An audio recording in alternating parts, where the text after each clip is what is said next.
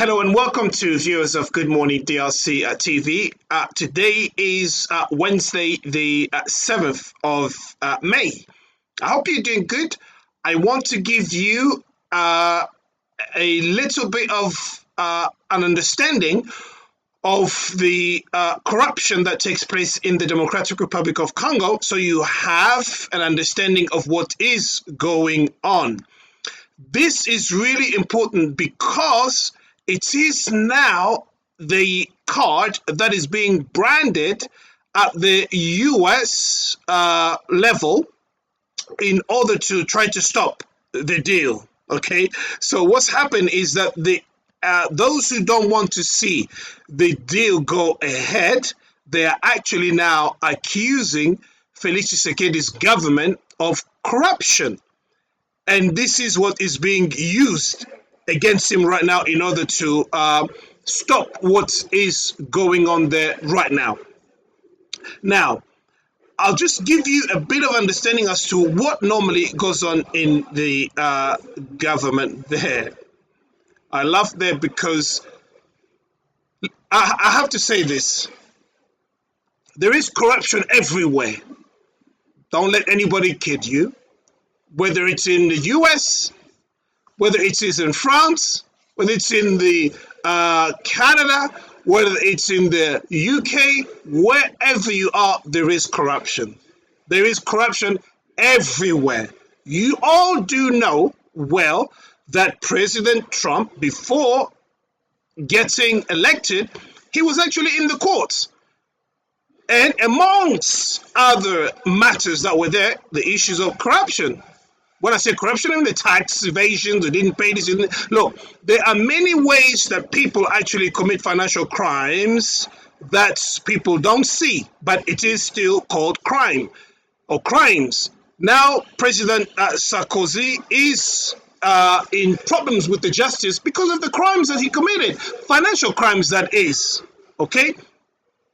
So here in Congo, like I said, the enemies of the DRC, that is Paul Kagame and Moise Katumbi currently, and all those who are now in opposition, they are now branding this, including the Senko. Senko is those politicians who wear, dress themselves as priests, all right? So they are now involved in this. They are branding this at the White House, saying, you cannot come to the DRC and invest. Can you believe this? The US is wanting to come to invest in the DRC and bring about peace, but yet there are Congolese who have the luxury of going to the White House to say, please don't come to invest in our country. We are not trustworthy. We don't deserve your money. We don't deserve your investment. But there is a different agenda to this. Why they're doing all these things? They're doing it simply because they do not like one man, and that is President Felix Tshisekedi. But how can you make this problem, which concerns a nation, you are making it as if it is a personal problem of Felix Tshisekedi? I always repeat and I'll say the man will go. 2.5 years here, the man will go. And anything can happen to him today or tomorrow. Just like you and me. Life is not guaranteed to any of us. You can die tomorrow, you go. I can die tomorrow, I'm gone. And he can die tomorrow. Everybody will die. But the Congo remains. So in the midst of all this, while all this is happening, why are we fighting, trying to stop this deal? But I do know, because Paul Kagame never sleeps. He never gets tired until he gets his way in the DRC. And there are many Congolese that are working in collaboration with Kagame to make sure that this does not happen. So when they talk about corruption, I just wanted to give you an idea. We are here at the National Assembly in the DRC. The man you are seeing here, Vital Kamerhe, is the House equivalent of a House Speaker or the President of the Assembly. This is the lower house, that is. So what happens here is they want to bring one man to justice for financial crimes. His name is Matata Mponyo Mapong. I'll show you the man, Matata Mponyo Mapong. He is the one whom the justice wants to basically deal with him because I don't know if you heard of the project Bukangalonzo. This was a mega project for the agro or food production, or agricultural project. Yeah. So this man, they released the money, $281 million for that project, because the Congo consumes the food that it doesn't grow. Most of the food, rice, comes from outside. Tomatoes come from outside. Potatoes come from outside. Toothpick comes from outside. And toilet paper comes from abroad. You name it, it comes from outside the DRC. And yet you have this huge country with such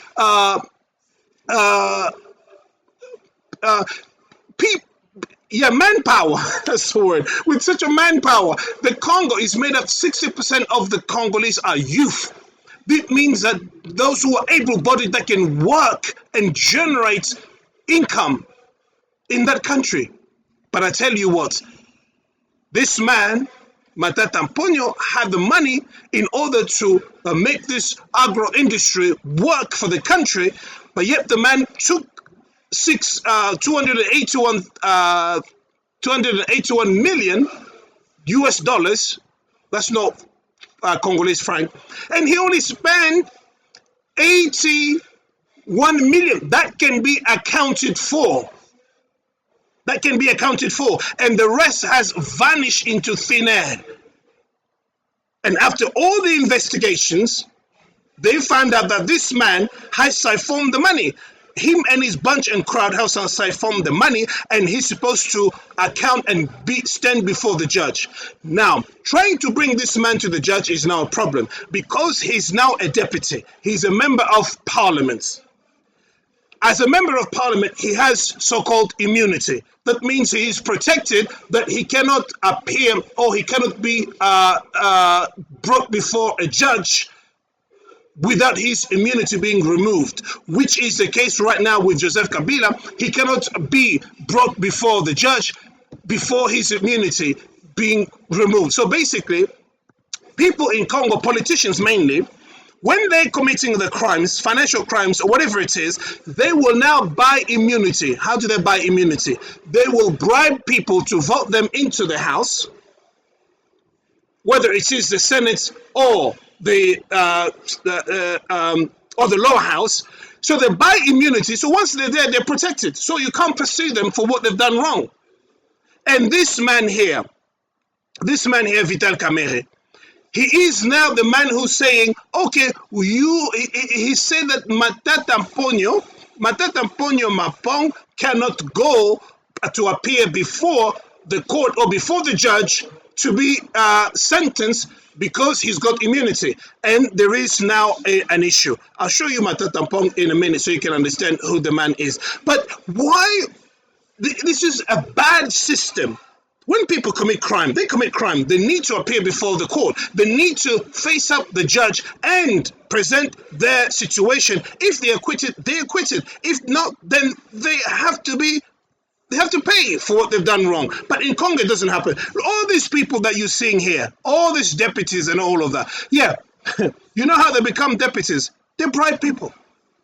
They bribe, they pay money left and right to get the seats that they have. It's terrible what happens to my country. I'm talking about this because now this is what is catching up with us in the White House, because this is what is catching up with us in the US. This is what is affecting our integrity as a nation outside, because many investors would not come to the DRC because of our bad practice. This is Matata Mponyo Mapong, this guy here, the one they're accusing of stealing 200 million, and he built his own university, and he's got businesses like you have no idea. But where did that money come from? Yes, at one point he was a prime minister in the DRC. You know, there are so much that goes on, you have no idea. I'm just really showing you this. I'm showing you this because of what happened. There is a man by the name of Nicolas Kazadi. Is this guy here?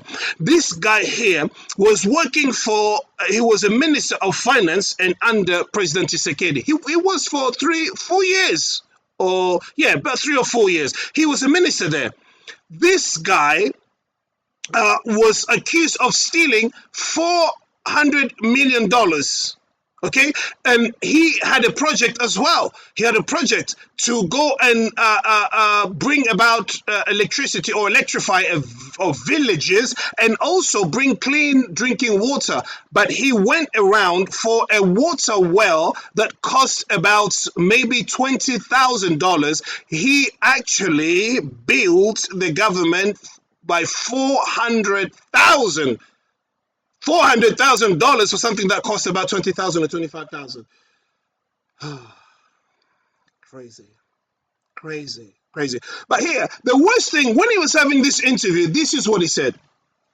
He said that while he was a minister, that people, or this is, so he basically spilled out the bins. He said that when the money for investment comes into the country, they split that money between the members of the cabinet and the government officials, those who are involved in this project, on these plans. So you as a finance minister, you're saying these kind of things. What do you expect the world to see? This man here, he is now a member of parliament. So when they wanted to bring him to justice, he was protected. He was protected by the same rules, this immunity or so-called immunity that is now basically protecting all these people. Why? And that is crazy. And let me say one thing about this. Now, this man here, I believe he's being used by those who do not want to see this deal to go ahead. Remember, he is a French national as well. So he, according to trusted sources, that he's being used in order to bring down President Felix Tshisekedi and also being used so that this project will not go ahead. Why? Because by him admitting that they take the funds from investment and splitting it between them and siphoning all this money when the project itself doesn't materializes, he's basically admitting to the world we are a corrupt government, and this is our and he said we have the culture of corruption in the DRC. Can you believe it? Yes, he is a finance, or he was a finance minister, now a member of parliament. He said we have a culture of corruption in the DRC.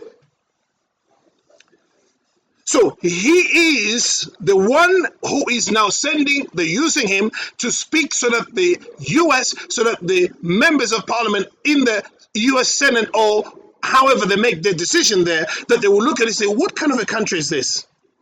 This man here, if he doesn't do what he's been asked to do, the French are going to investigate him, or they have already investigated this man. They know that he's got money that he cannot explain where it came from, and the investment he's made. So he can be arrested anytime. So the French using, they say, look, if you want to be spared, go and say this and say that, and we will use that in order to bring down Tshisekedi. So this is what they have done. And this is the situation. So we need to understand that it is very, very important for us to understand how the situation works in the DRC. And this is what I'm here to let you in on this. Understand that what is happening at the moment is just to bring down President Felix Tshisekedi. And what a way of doing it. This is crazy. Look, I've just shared with you. I don't like to talk about what's going on in the DRC. But I think we need to address this, and we need to talk about this. And this is one of the reasons why I want you please to let me know. Please tell me, let me know what you think. Let me know let me have your thoughts about this. Is this how a country is supposed to be run? I don't know. But no, it's not. So this is causing us problem in this deal that we're having with the Americans. They're saying, how can we trust this government? And I'm telling you, they are using that against our country now. And they would rather much go and do deals with Rwanda, because somehow the kind of money people steal in the DRC, you cannot do that in Rwanda. With Paul Kagame, I don't know what he will do to you if you did that as a minister. Look, you can, I know, here I speak and I expose what Paul Kagame is doing in the DRC, the crimes that he's committing in the DRC, the killings that he's organizing in the DRC. The M23 belongs to him. And all of that I do say because it is true. But at the same time, I do know that the things that people do in government in the DRC, you will not be able to do it in Rwanda. You will not be able to do it there. But let me know your thoughts. Let me know your thoughts when you understand that we now have a major problem at the US, because that project, that the mineral deal is now at the situation where we don't know, it might go right or might go wrong. I don't know. But I'm just saying that people are using corruption in the DRC to level up against our country. And yet they're thinking they're doing harm to a man, Felix Tshisekedi. But he will go. The man will die today or tomorrow, just like you and me will die today or tomorrow. Life is not guaranteed for anyone. Don't think he's not going to be there forever. He's there for 2.5 years. The man will go. What about our country? People are not thinking beyond that. But because they're thinking we are the opposition party, Senko is here. They want to stop this. Senko is, if you don't know Senko is just the politicians, but they call themselves priests and they wear their robes and they represent the Catholic Church, but we know they are politicians, that there's no argument or issue about that. These are politicians. They are not, priests in that sense. Do I make myself clear? They are priests because they go to church, they celebrate mass, they do all of that, yes. But they're also politicians because they serve the Vatican in the DRC. And we all know about what goes on in the Vatican. But what I'm saying here is this, that it is our country. You cannot use your hatred of a man that is Felix Tshisekedi and his environment in order to bring down your own country. It's just a laugh. It's sad. Okay? So this is Vital Kamerhe, the man who's protecting Matata Ponyo Mapong. Do you guys think that this man is right to do what he's doing? I don't think so. But anyway, let me know what you think. Let me know what you think. And do share your comments, your thoughts and views. It is important for us Congolese to talk. I'm doing this because I want my Congolese brothers and sisters, wherever you are, I want to bring you the reality of what is happening here in the DRC so we can talk and make things right. This is your nation. Wherever you are, you will come back here. Yeah, I hope you come back. You will not, but I hope you come back because it's a good country. There are good things I'll tell you about this country, but because we're dealing with this, and that's the reason why. So if you haven't subscribed, please do subscribe. Share this link with other people, and let's catch up in the next video. Take care of yourselves. Bye-bye for now.